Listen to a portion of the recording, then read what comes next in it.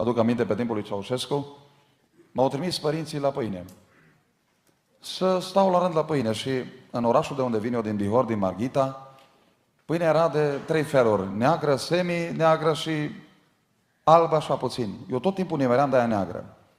Și când ajungeam aproape de teșghea, zicea, s-a terminat pâinea și iară mai trebuia să rămânem. Și am rămas o dată vreo 5 ore, tot să aștept pâinea. M-am dus într-un alte zile și am stat, m-am dus cu plase după mine și când am ajuns în dreptul casei, aproape la vreo 7-8 metri, a sărit un câine și urechea aceasta dreaptă a smuls-o aproape complet și a rămas doar partea asta.